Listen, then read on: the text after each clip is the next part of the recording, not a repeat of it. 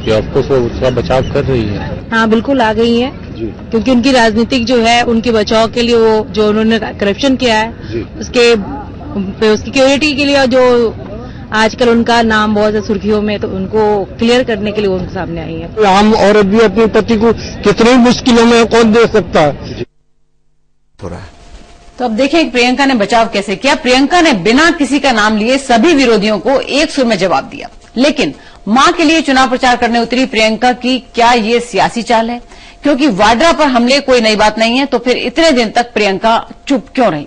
हम इस पर बात करेंगे, पहले रिपोर्ट देखिए। प्रियंका ने अपने पति रॉबर्ट वाड्रा पर आरोप लगाने वालों को चुन चुन कर जवाब दिया। किसी का नाम लिए बगैर प्रियंका ने मोदी, केजरीवाल समेत उन तमाम नेताओं पर अपनी चुप्पी तोड़ दी जो रॉबर्ट वाड्रा के बहाने गांधी परिवार और कांग्रेस पर आरोपों के तीर चलाते रहे। अमेरिकी वेबसाइट ने हाल ही में वाड्रा पर चौंकाने वाला खुलासा किया, जिसके मुताबिक उन्होंने महज 1 लाख रुपए के निवेश से 5 साल के भीतर 322 करोड़ रुपए बनाए। इस खबर के बाद वाड्रा समेत गांधी परिवार पर हमले और तेज हो गए। रॉबर्ट वाड्रा का दरअसल हैंडीक्राफ्ट आइटम्स और कस्टम आभूषणों का कारोबार है, लेकिन वो रियल एस्टेट कारोबार को लेकर सुर्खियों में रहे।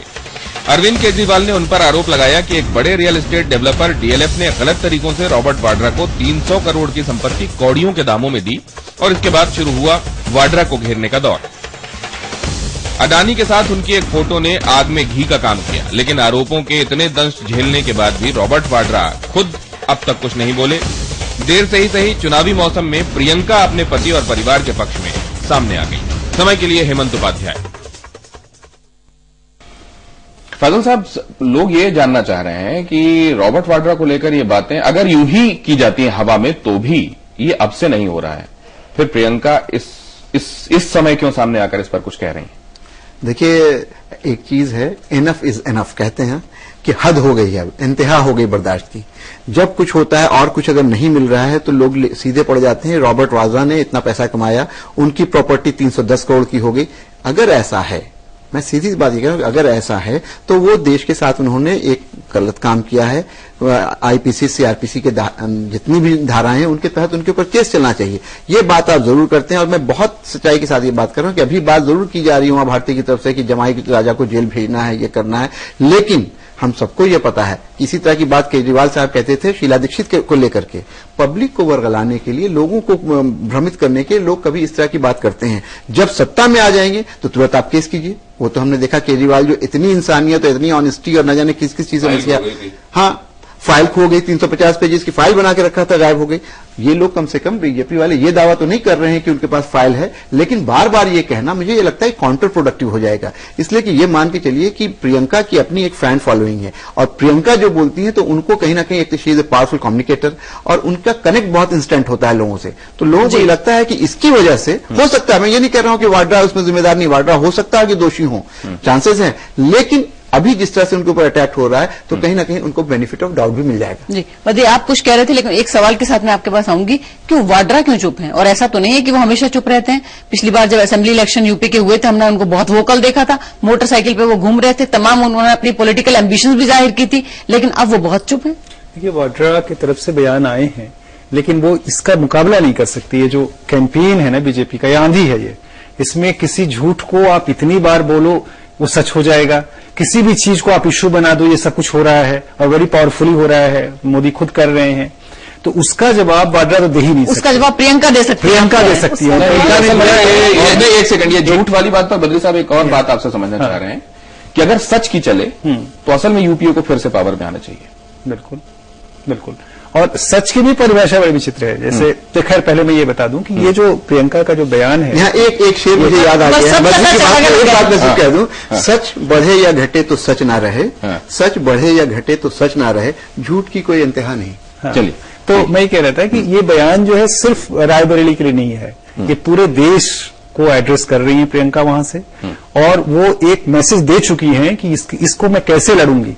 और ये सिर्फ इमोटिव नहीं है, एक पत्नी का पति के लिए बयान नहीं है, ये कांग्रेस की जो फ्यूचर स्ट्रेटेजी है। कांग्रेस को लड़ना पड़ेगा, मतलब वाड्रा पर वो जांच बैठे या नहीं बैठे, बीजेपी जब आएगी तो कुछ लड़ाई उनको लड़नी ही पड़ेगी, और ये अगली लड़ाई की सूचना। नहीं, लेकिन ये जो अभी तक उन्होंने बोला, ये आरएसवीपी वाली बात जो नरेंद्र मोदी ने कही थी, इसमें राहुल थे, सोनिया भी थी, वाड्रा थे, लेकिन प्रियंका अभी तक नहीं थी। और ये एक बात है जिसकी तरफ फैजल इशारा कर रहे हैं ये एक जोखिम है भारतीय जनता पार्टी के लिए कि प्रियंका अलग तरीके से देखी जाती है, उनके साथ लोगों का अलग कनेक्ट है। क्या डरी हुई है एक्चुअली? क्या ये कोर्स यहां से प्रियंका का भी सेट हो गया? प्रियंका भी आ गई है? नहीं, वो बीजेपी डरी हुई है और वो देख रही है कि ये एक अभी जो कहते हैं ना मुट्ठी बंद है, और उस मुट्ठी बंद की वजह से उनको डर है कि जब ये मुट्ठी खुलेगी तो पता नहीं इसमें कौन सा तीर निकलेगा। वो कांग्रेस के पास हो सकता है ट्रम्प कार्ड हो। इस वजह से वो ऑलरेडी प्रियंका को डिस्कोर्स में, पब्लिक डिस्कोर्स में घसीट रहे हैं, और प्रियंका को घसीटने के लिए उनके पास वाड्रा से ज्यादा अच्छा जरिया नहीं हो सकता है। इस वजह से वो वाड्रा के ऊपर अटैक करते हैं ताकि प्रियंका सामने आए और वो सामने मतलब जनता के आगे खुल के उनके इश्यूज सामने आए। इस वजह से मेरे ख्याल से आज मुझे रायबरेली से कुछ हमारे साथियों ने बताया कि जब ये बोल रही थी तो वह जो महिलाएं थी वो इतना ज्यादा मूव्ड थी उनके इस बयान से, तो ये बहुत बड़ा मोबिलाइजेशन। वो तो ये कि पति परमेश्वर है, पति के लिए शायद आगे खड़े हैं। प्रियंका को लोग पूजते हैं, आप सीन इट, मैंने उसका कैंपेन वहां कवर किया है, लोग बिल्कुल पूजते हैं। और अगर आज कांग्रेस अगर ऐलान कर दे कि प्रियंका खुल के आ रही है तो आधी देश की जनता ऐसे ही कि प्रियंका को अभी वेस्ट कर देना चाहिए क्या इस मौके पर, वो उस पर हम बाद में आएंगे। लेकिन आज प्रियंका गांधी ने जो बोला वहां पे, और जिन शब्दों में बोला, जो बॉडी लैंग्वेज थी, और कहा कि मैंने इंदिरा गांधी से, मैंने अपनी दादी से ये सीखा है कि जब विरोधियों के हमले तेज हो जाएं तो पूरी ताकत से उसका मुकाबला करना चाहिए, और मेरे परिवार पर हमले हुए तो मैं ऐसे ही करूंगी। तो ये एक पूरा मैसेज है कांग्रेस को कि जब स्ट्रांग ऑपोजिशन हो तो उतनी ही ताकत से लड़ना चाहिए, और इस पर्टिकुलर मैसेज का क्या असर पड़ेगा? देखिए, अगर ये वाला मैसेज जो आज डिलीवर हुआ है, इसके अगर थोड़ा सा पीछे जाए, पहले परिवार वालों में से किसी ने नहीं बोला। जब पहली बार आरोप लगे थे तो फर्स्ट लाइन ऑफ डिफेंस इन्होंने एम्प्लॉय किया। सारे मिनिस्टर, सारे कांग्रेस के लीडर्स कूद गए थे। उस वक्त परिवार वालों ने कुछ भी नहीं बोला। अब इन्होंने बोला है प्रियंका ने चुनाव के माहौल में, क्योंकि इस माहौल में जब इस तरीके का वक्तव्य आता है तो उसका असर अलग होता है।